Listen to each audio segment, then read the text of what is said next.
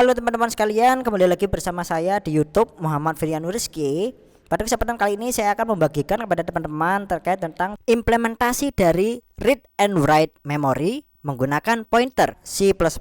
Dan video ini dibuat karena merupakan request dari salah satu subscriber. Dimana di sini konsepnya adalah mengizinkan kita untuk mengambil tindakan cheat yang akan kita aplikasikan ke program kita, yang nantinya kita akan mengaitkannya atau mendistribusikannya ke software cheat engine.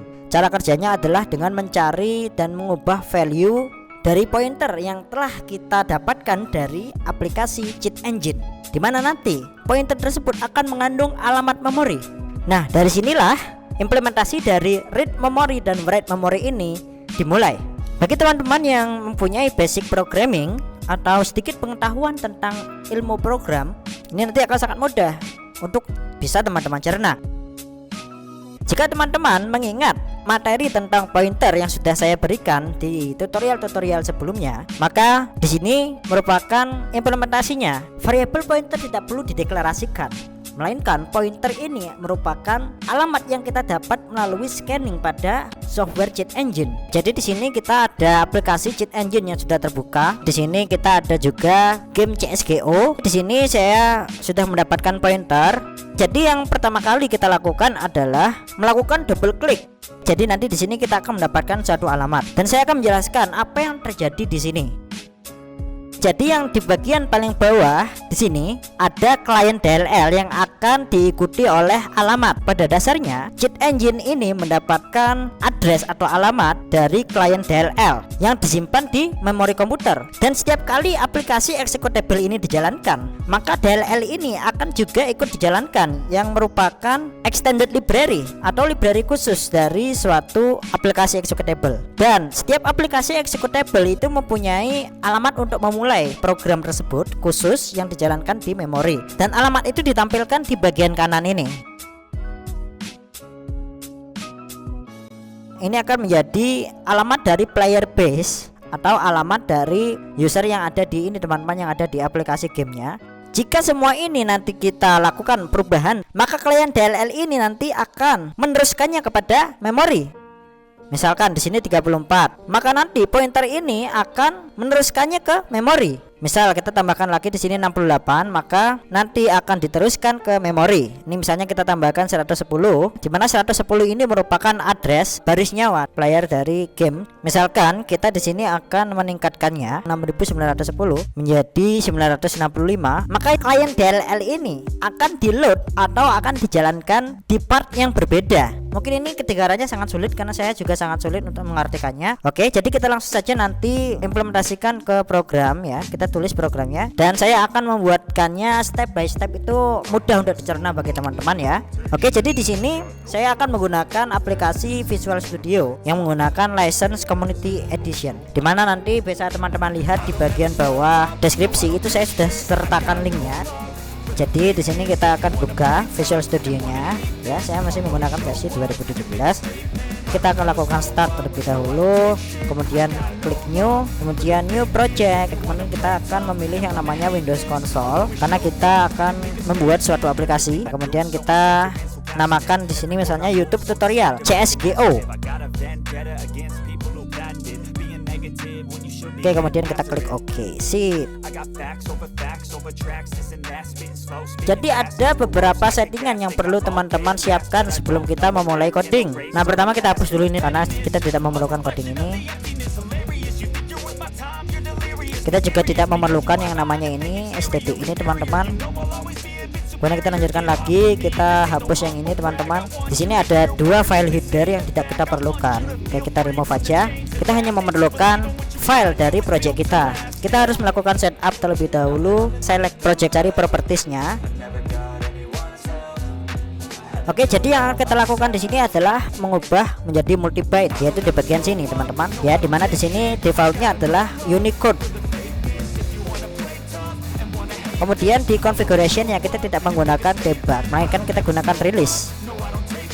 Dan kemudian di bagiannya tadi yang di karakter set, yang Unicode ini kita ubah menjadi multi-byte karakter set. Kemudian kita klik apply. Kemudian kita klik ke C atau C++ ini. precompile header ini tidak menggunakan precompile ini teman-teman, headernya. Oleh karenanya kita pilih not using precompile headers. Jangan lupa kita selalu apply sebelum melakukan OK. Dan sekarang kita sudah siap untuk melakukan coding. Oke, jadi hal pertama yang kita lakukan di sini adalah melakukan include file. Kita includekan Windows H. Ini adalah untuk fungsi proses rewriting-nya.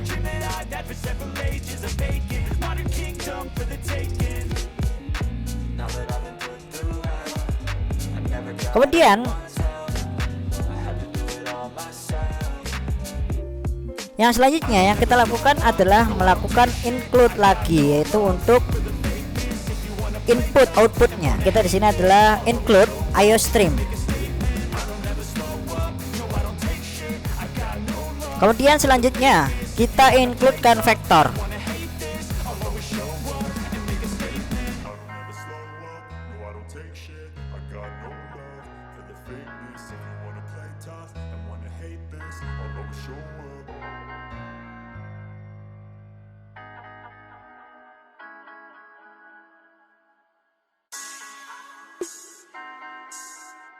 Jadi yang saya lakukan di sini adalah untuk modul search function, fungsi carinya, yang akan membantu kita nanti mencarikan karakter array yang nantinya kita akan passing ke function.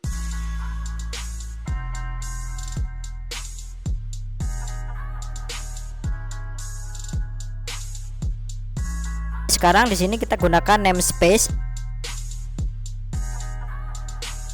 std. Di sini kita akan lakukan keseluruhan dari output konsolnya.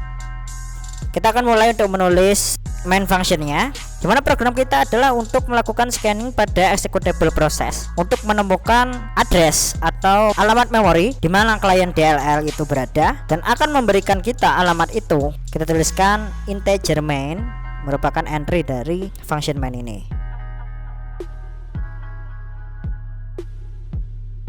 Kemudian kita akan melakukan deklarasi semua variabel yang akan kita gunakan.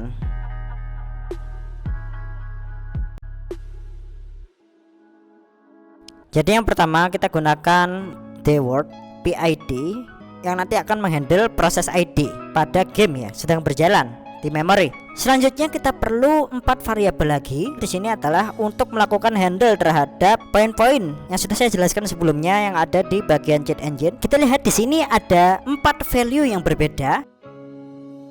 Kita gunakan dwords, kemudian kita namakan of1, of2, dan of3, sekali lagi of4. Selanjutnya kita deklarasikan lagi untuk base address yang di bawah ini teman-teman. Ini merupakan address dari klien DLL-nya. Ini akan menjadi static variable.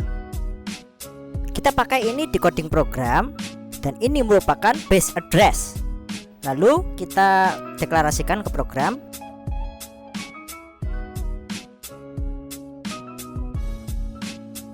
Kita tulis dword base address.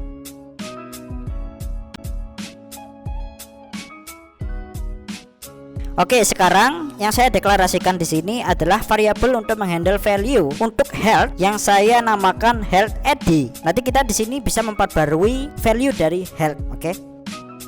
Dan kita lakukan deklarasi sekali lagi untuk nilainya, value-nya, yaitu integer new health. Selanjutnya kita perlu integer current health. Selanjutnya kita deklarasikan karakter array yang akan menghandle modul yang akan mempermudah kita nanti memindahkan atau passing dari function ke function. Ya, kita deklarasikan char modul name. Kita deklarasikan sebagai array. Tujuannya adalah untuk menghandle klien DLL. Bisa teman-teman lihat di sini ya, pada chat engine ini yang di bagian paling bawah kita tuliskan client.dll. Oke, yang akan saya lakukan selanjutnya adalah mendeklarasikan variabel yang nantinya akan menghandle informasi Windows. Fungsi yang nantinya akan mengambil proses ID yang sedang berjalan di memori. Oke, jadi kita di sini kita ketikkan hwnd. HWND Game Window. Itu adalah namanya, Game Window. Nah, untuk deklarasi variabel sudah selesai, kita lanjutkan ke tahap berikutnya. Dan inilah semua variabel yang kita perlukan di program kita nanti ya. Sekarang kita tuliskan fungsi yang akan memperoleh handle poin-poin yang telah saya sebutkan tadi untuk dapat diteruskan ke memori. Cara yang pertama yang kita lakukan adalah mendapatkan informasi Windows untuk mendapatkan proses ID dari game yang sedang berjalan. Kita tuliskan Game Window sama dengan ini adalah fungsi untuk menemukan data window. Jadi variabel yang tadi yang sudah saya deklarasikan itu nanti akan memanggil fungsi ini teman-teman, dan namanya adalah find window. Jadi di sini kita akan menggunakan dua parameter, di mana parameter yang pertama kita kosongkan, kemudian yang parameter kedua ini merupakan nama seperti taskbar ini teman-teman. Kita lihat seperti di taskbar ini ya, namanya adalah Counter Strike Global Offensive. Ya, kita samakan seperti nama di taskbar. Nah, jika teman-teman ingin melakukan ini terhadap game yang lain, tinggal teman-teman lihat nama taskbarnya. Nah, demikian dulu untuk yang part 1. Kita lanjut ke part 2 ya teman-teman.